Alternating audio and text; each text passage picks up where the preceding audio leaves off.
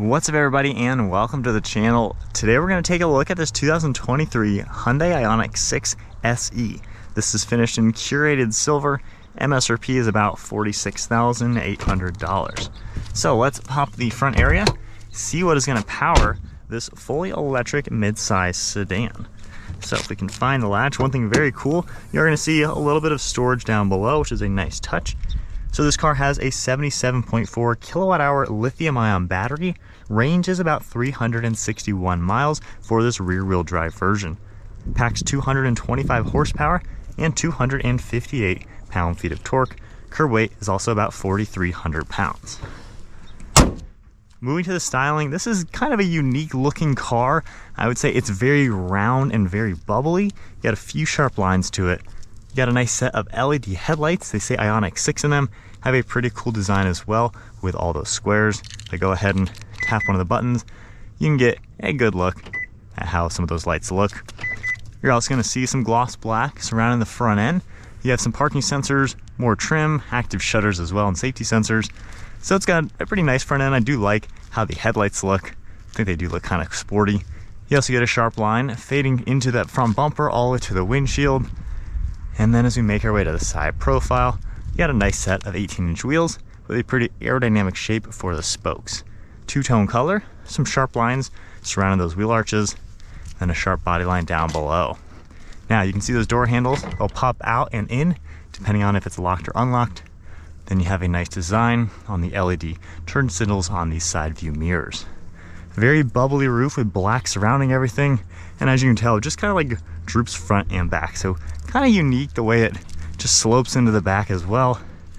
You have a transparent black shark fin antenna, which is actually kind of unique looking. And then you can see all the sloping body lines as it goes towards the rear. You have that huge window dipping downwards, and then the rear glass slopes into this upper spoiler with a cool light design all up on top. You can see the Hyundai logo down below that, and then another spoiler design. You have your trunk release, backup camera, IONIQ 6 is written out, and then you have a pretty cool LED taillight bar. So it certainly is very unique. It's got a unique style. Not really any other midsize sedan looks quite like this, just how everything just comes to the back. Very pointy on the corners of those taillights, and then all black trim for the rear diffuser with more parking sensors and more of these square lights. Now if I go ahead and press this button, you can pop that open, have a power operated trunk release, and then you can take a look at all the storage space inside. Pretty large in here, pretty good size, a very flat floor, and then under here you can also see your charge cable and a little bit of storage. Now we can automatically pull these, got some manual pull tabs, and then if I go ahead and just tap this one, or get close to it actually, it'll automatically open up. Now from here I can grab these seats, fold them down, and you have a pretty decent amount of space. You have a very flat floor, nice opening into that trunk to make it pretty practical. I wouldn't say this is the biggest opening given how big the car kind of feels. However, fundamentally, pretty good size. Going ahead and pressing that, and then pulling these back up. So this can seat 3 people. You have armrests and cup holders right in the center, just a black fabric material, and then a very flat floor. You have 2 USB-Cs, air vents, storage on the backside, and then just a plastic material throughout all the door panels. Now hopping inside at 5'11", pretty good amount of legroom and knee room. As you can see with the seat at my height, pretty good. The seat does feel a little low, so my legs kind of feel a little high sometimes, but you have quite a lot of windows, so it's really good for visibility. Reclines at a good angle, and the armrest is pretty good as well. If I go ahead and pop the handle open, let's take a look at the driver's seat now. So once again, you got those door handles where you can just tap it lightly, it'll lock, tap it again, it'll unlock. And when you're away from the car for a distance of time, and then the car's locked, once you get close to it, it will automatically unlock, which is a really nice feature. Now the door panel, once again, just finished off in plastic.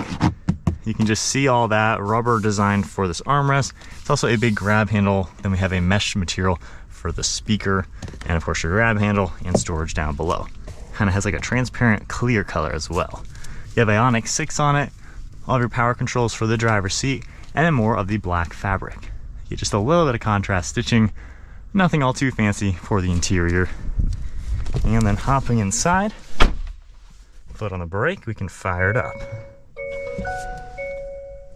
So you can see your two LCD screens turning on. Right in the center, you can see your speedometer on the left side, range on the right, some vitals up above. And then if I scroll up and down in this center screen, you can see a few things, and then scrolling left and right, you can see a few more items. Now your drive mode select is over here. It's going to change what you see on the gauge cluster for the 3 different modes.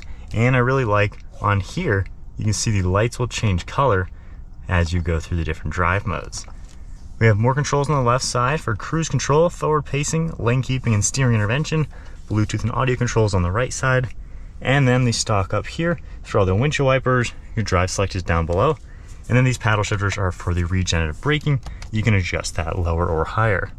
Stock on the left for turn signals, park and brake, interior dimming. You have the plug and trunk, and then one of the air vents and some contours throughout the dash. Kind of has some more rubber material. Then you can see the sloping design with your air vents. Infotainment screen is kind of what you would expect on any Hyundai. Very familiar if you're used to the brand. We have climate controls that can come up as well. A few more items, map, your seats, a few more settings, and then of course back to home. If I go ahead, go into reverse now, get a good sized backup camera. Parking sensors even come up here and here. And then you can go to the top down. Tapping the P button, we're back into park. Then we have shortcuts down below for map and navigation, touch sensitive buttons for all your climate controls. You can see your different zones and all the different controls there. Storage down below with the USB port, cup holders, window controls, lock and unlock, and then a ton of storage all down below. There's more storage down here, 2 more USB-Cs, and then some more of this rubber material for the armrests. And then opening that up, you got a pretty good sized glove box. Up above, just a black headliner with your dome lights and nice sized sun visors. All right guys, so we are setting off now in the IONIQ 6. So putting it into sport mode, it's peppy enough. It's not like a crazy fast electric car or anything like that. However, in sport mode especially, I mean, it'll get you 50, 60, whatever you need to do. So adequate power plant for sure for being kind of more of the base model car. And then with the drive modes, basically it adjusts how well the throttle works. So right now in eco mode, it's a lot more conservative, a little bit slower feeling. So it's a nice step up for each of the 3 drive modes. Now, as always with Hyundai, the radar cruise control, along with the lane keeping and everything, it works really, really well. Of course, when you're on a nice road with the lines, it works perfectly, but it's pretty comfortable for a car. You know, the seats are well padded. It's comfortable and quiet to be in this car. You don't really feel any like road bumps or anything like that. You don't really hear any wind noise or road noise or anything like that as well.